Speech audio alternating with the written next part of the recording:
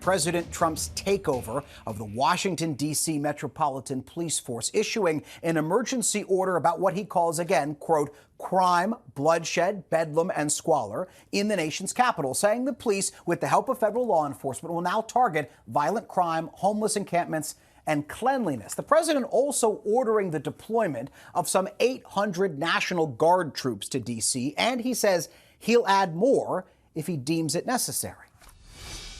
Our capital city has been overtaken by violent gangs and bloodthirsty criminals, roving mobs of wild youth, drugged-out maniacs and homeless people, and we're not going to let it happen anymore. We're not going to take it. This takeover coming against the wishes of local D.C. leaders who point out that D.C. police data shows that crime is down 7% since last year, with violent crime dropping 26%.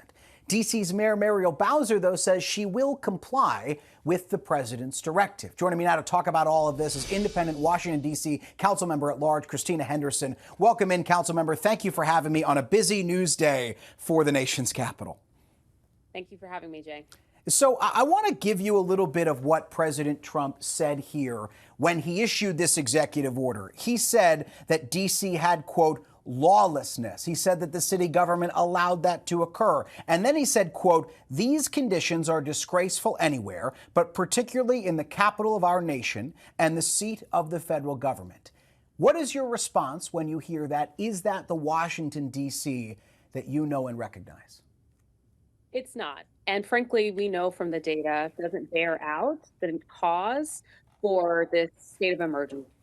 DC is currently at a 30-year low in terms of violent crime. And, you know, I'm looking out my window to the streets of DC. It is not as it's described by the president. And I wish that we had the opportunity to continue to work in cooperation with our federal partners as we have done before on public safety issues. And I feel like there are a variety of other ways that we could better handle this as opposed to these extreme measures.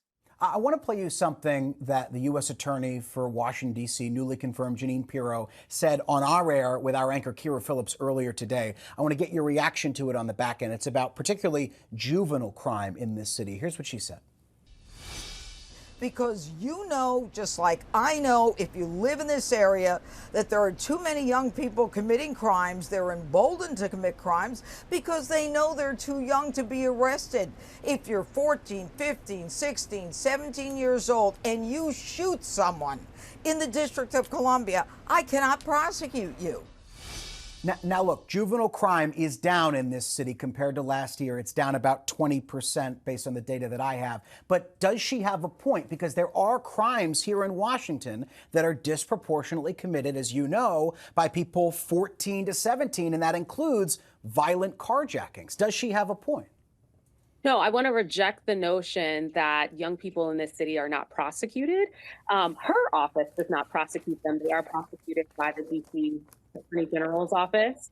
But also this notion that a 14-year-old who makes a terrible mistake, we're just supposed to lock them away and charge them as adults.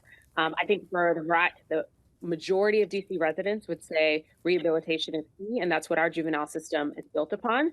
So it is a bit concerning to me that I continue to hear from the U.S. Attorney's Office that they want to be able to charge 14-year-olds as adults. I don't think that federal prison is an appropriate place for a 14-year-old. You have to think about it in the context of our system here in D.C. Even if you commit a local crime, you are you serve your time and your sentence in federal prison, and that's not here in the district. It's around the country. So I think that the issues are fairly complex. And again, you know, I welcome the opportunity to speak with the U.S. Attorney. I know that she was just recently confirmed, and we haven't had an opportunity to have a conversation with her and the legislature as we have with her predecessors. And so I look forward to us being able to do that and talk about, again, how we can work cooperatively together. So the crime data, according to D.C. police, is down compared to last year and in particular the year before. But there is something that the president is tapping into here, which is, I know you've seen it, I've read the stories here in D.C. as well. There are still residents of the district who don't feel the fact that crime data is down. Even after, for instance, that young man, that Capitol Hill intern, was killed in the crossfire of a shooting. There were those, and I know you saw these community meetings where residents came out and said to police officials, I know you say the crime is down, but I don't feel that. What do you say to those residents? Do they, in a way, have a point? I understand that completely. And I would say that we all know, right, reputation is the last thing to change in how someone feels in an area, especially when you're being inundated with stories of things that are taking on.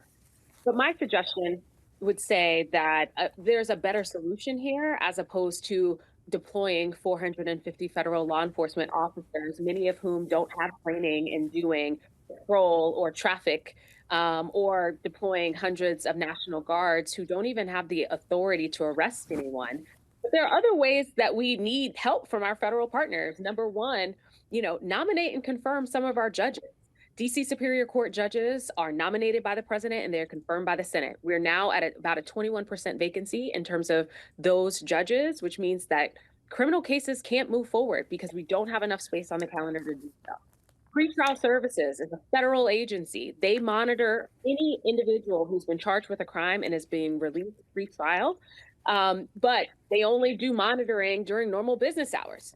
I have no oversight over that agency. They are a federal agency and they're funded way. I welcome the opportunity for Congress to conduct some oversight so that we have stronger controls on individuals who have been released pre-trial. I can keep going in terms of the litany of things, right? There is not a single gun store in the District of Columbia, but I have illegal guns on my streets. I have illegal drugs on my streets as well. So we welcome the opportunity to continue to do joint operation task force with our federal partners to find out where these drugs and guns come from and how do we stop them from flowing into the District of Columbia. So I don't want to this and say that there's no crime that is taking place. We're a large urban center. We have 700,000 residents. There are lots of things that are happening here, but do any of them mount to a federal takeover? I don't believe so. Washington, D.C. Council Member at Large Christina Henderson, thank you so much for your time on this Monday. Thanks, Jay.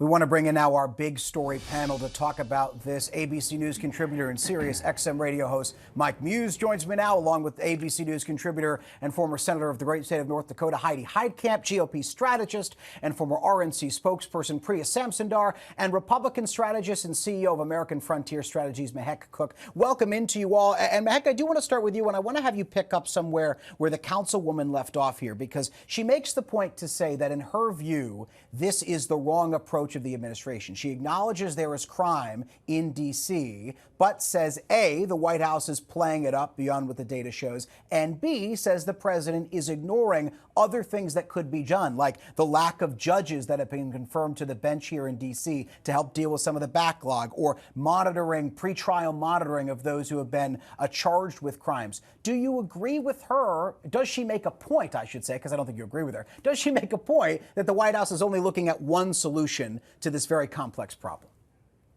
Look, I think this is a complex problem, but she's misguided today. When you actually look at the data, the national capital should not be a crime scene, and that's exactly what it is. She's actually looking at crime in D.C. and comparing it to levels at 2020.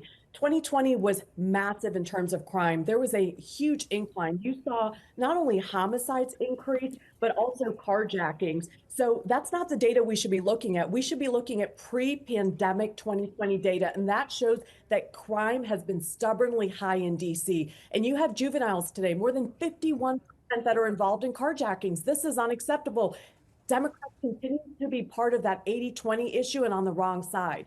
And that's the problem I have today. We should be cheering for safe and communities and people not to be struggling and scared to be on the streets in D.C.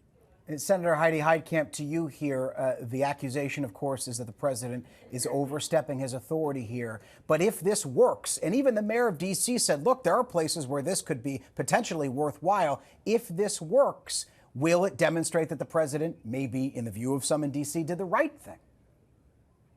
First off, the District of Columbia has special rules. They only have had home rules since '73. And so, and the president has unprecedented authority over the National Guard. So I don't think anyone would argue that he doesn't have the authority to do what he's doing, and that's why the mayor isn't taking it on.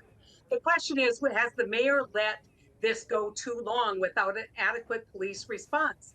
And, let's just admit it. The president found a great way to divert from other things that happened today, like the grand jury saying they weren't going to release the transcript. And in California, we have the president's use of the National Guard in trial. And so there's a lot going on here. And if he's using this as a test case for his authority nationwide, that isn't a very good test case because DC is unique. I want to get to that in 1 second, but Mike Muse, I just want to go to you very quickly because you heard me talk about in the interview there this notion of perception versus reality, that crime data showing that violent crime is down in the district, et cetera, but some district residents not feeling that. What do you think should be done in D.C. to help residents understand that level of data? I think we're in a slippery slope even territory, even the conversation where I'm just hearing just now, where people still hear the data and they just don't believe it. Data can be interpreted so many different ways, but perception versus reality, for me, a fact pattern. If you look at, we saw the violence that was taking place on January 6th insurrection, and President Trump didn't invoke the National Guard there, but we actually physically saw violence. No matter what you think about that perspective, you physically saw it, and he didn't invoke the National Guard. We are seeing the data where crime is actually down even pre-pandemic levels, but yet he still wants to invoke the National Guard. The perception versus reality aspect of it is that's what I find troubling, that he didn't invoke the Home Rule Act when it came to that. The other notion that you and your guest was talking about was perception versus reality is because we see these things on social media, right? Everyone is a reporter, everyone has a camera, local news stations more likely promote those type of stories, which gets trended on social media. So there seems to be a perception that crime is up. In reality, it is not. The other thing we need to look at, I'm very troubled by the conversation of this idea of wanting to prosecute a 14-year-old as adult. That is troubling to me in the way that we don't give grace or think about rehabilitation. Yes, we still need policing, and we need to make sure that we police communities, but we also need to take a holistic perspective and allocate budgeting to figure out what can we do for youth services, for after-school programs? How can we improve the K-12 public school system? How can we improve sports and recreations and community centers so that youth have a place to go to redirect that energy? And so it needs to be from a holistic perspective in order to make this more of a safer, holistic place that the community could be engaged with. Priya Samsundar, what do you say to those who accuse the president of trying to distract from other aspects of his administration by bringing this up today, and say that he wasn't talking about active home rule measures in D.C. before a DOJ staffer was assaulted on the street, and now all of a sudden it's his top priority?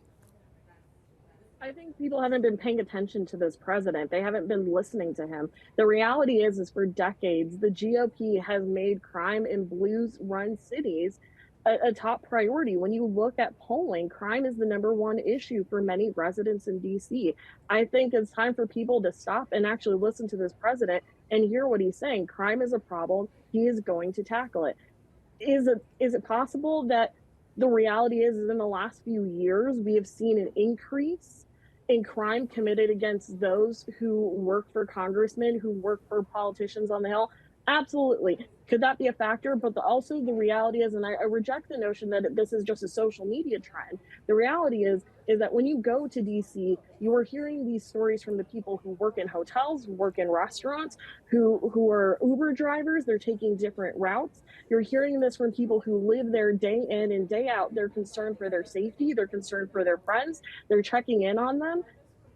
The reality is this is a president who saw a problem and is looking to accomplish something and get something done for people. Mike, Heidi, Priya, Mehek, thank you so much.